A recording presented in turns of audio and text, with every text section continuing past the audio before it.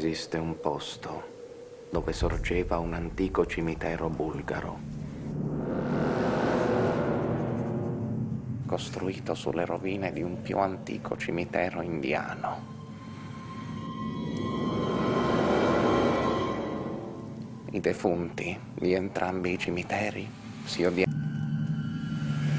Questo luogo malefico, ricco di segreti misteriosi e maledetti, non è il luogo della nostra storia, purtroppo.